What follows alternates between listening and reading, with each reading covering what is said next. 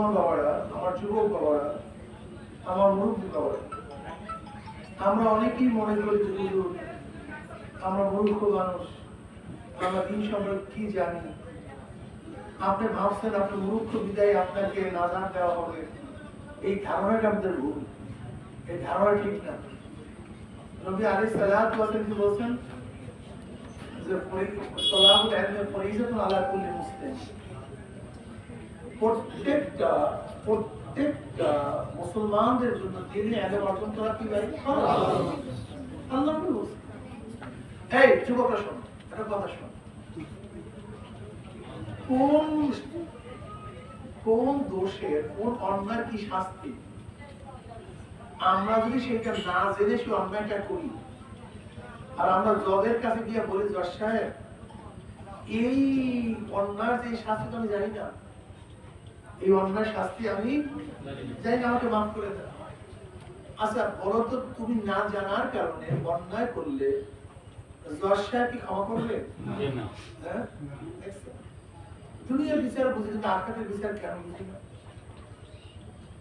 তুমি কি যদি বলো জজ সাহেব এই আমি তো অন্যায় করে ফেলছি কিন্তু আমার তো জানা নাই, এই অন্যায় 30 বছর সাজা, 40 বছর সাজা, যাবজ্জীবন সাজা, ওই অন্যায় ফাঁসি হবে, আমার জানা নাই, আপনারা জানিয়ে দিচ্ছেন আর কোনোদিন অন্যায় করবো না। তুমি না জেনে অন্যায় করলে জজ সাহেব না জানার কারণে তোমাকে মাফ করবে না।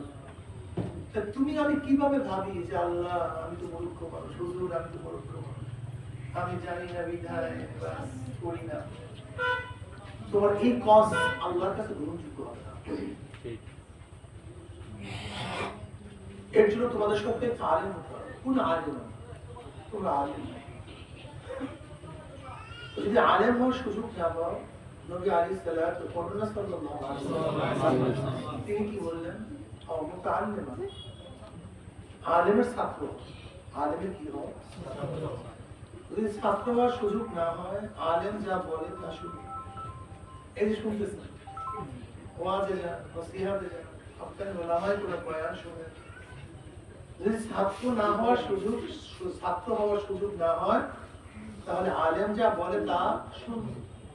তুমি এমন জায়গায় আসো না আলেম হইতে পারছো, না আলেমের ছাত্র হইতে পারছো, না আলেম যা বলে তা শুনতে পারতেছো, এমন এক জায়গায় গেছো আলেম হওয়ার সুযোগ নেই, ছাত্র হওয়ার সুযোগ নেই, শোনারও সুযোগ নেই, তুমি কি করবা?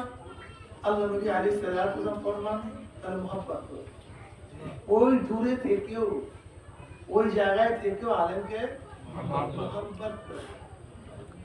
এর বাইরে যায় ওয়ালা তাকুন খামিসান, 5 নম্বর হলো, 5 নম্বর বুঝেন, তুমি আলেম হওয়া নাই, আলেমের ছাত্র হয় নাই, আলেম যা বলছে তা শুনো নাই, আলেমকে মুহাব্বতও করো নাই, এই চাইলের বাইরে 5 নাম্বার যদি হও তাহলে তুমি জাহান্নামে চলে যাবে। চলে বলে নাউযুবিল্লাহ। এর জন্য আলেম হবে। নামাজ কি ফরজ না? কথা বলেন, এক ওয়াক্ত নামাজ কাজা করলে ইচ্ছা করিয়া কাজা করলে 2,88,00,000 বলে জানেন, সর্বনিম্ন নাউযুবিল্লাহ। নামাজ ফরজ, নামাজের মধ্যে কিরাত পড়াও ফরজ। এখন আমি যদি প্রশ্ন করি যে আমার বাবারা যারা মুসলমানের সন্তান কয়জন সহিভাবে কিরাত পড়তে পারেন, দেখবেন আমরা অনেকেই পারি, এটা কম বদনসিব, আমার কপাল। মুসলমান কোরআন তেলাওয়াত না করিয়া পারে না, কিন্তু আমার কোরআন তেলাওয়াত করি, এটা কোরআন মাদ্রাসা। এই মাদ্রাসা কোন ব্যক্তির মাদ্রাসা, এই মাদ্রাসা কোন গোষ্ঠীর মাদ্রাসা, এই মাদ্রাসা গোটা মুসলমানদের মাদ্রাসা। হ্যাঁ, তুমি কেন বুঝো না? স্কুলের মধ্যে হিন্দুদের সম্পত্তি থাকে, হিন্দু কমিটি থাকে, হিন্দু স্টাফ থাকে, হিন্দু ছাত্র ছাত্রী থাকে, হিন্দুদের জমি থাকে, কিন্তু এই মাদ্রাসার মধ্যে জমিদারটা কারা? একমাত্র মুসলমান, অন্য কেউ। এই মাদ্রাসার ওস্তাদ কারা?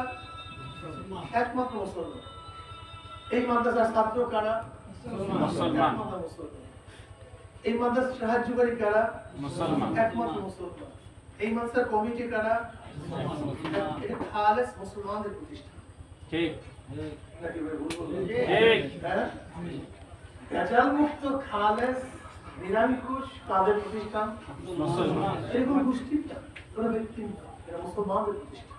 ঠিক কাজে প্রতিষ্ঠানকে দেখতে হবে সমস্ত মুসলমানদের, এই প্রতিষ্ঠানকে ভালোবাসবে সমস্ত মুসলমানরা, এই প্রতিষ্ঠানে সাহায্য করবে সমস্ত মুসলমানরা, এই প্রতিষ্ঠানে সাহায্য করবে ছাত্র দিবে সমস্ত ছাত্রী দিবে সমস্ত মুসলমানদের, এই প্রতিষ্ঠানকে ভালোবাসবে মহাব্বত করবে সমস্ত মুসলমানরা।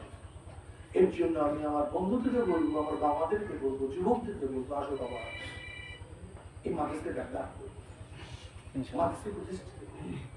হয়তো আল্লাহ পাকের কোন এক বান্দা শুরু করেছেন, ঠিক না? সূচনা ছোট থেকেই হয়, সূচনা বড় থেকে হয়, ছোট থেকে বিন্দু বিন্দু সিন্ধু। كزرع أخرج شطه فآزره فاستغلظ فاستوى على سوقه يعجب الزرع ليغيظ بهم الكفار।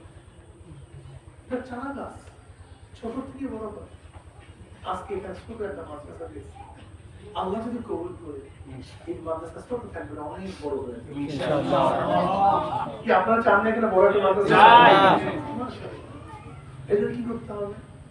আমাদেরকে বুদ্ধি দিতে হবে, সাহায্য করতে হবে, সহযোগিতা করতে হবে, সর্বোচ্চ আল্লাহর কাছে দুই হাত তুলে দোয়া করতে হবে। আল্লাহ আমি পারলাম না, তুমি কবুল করো।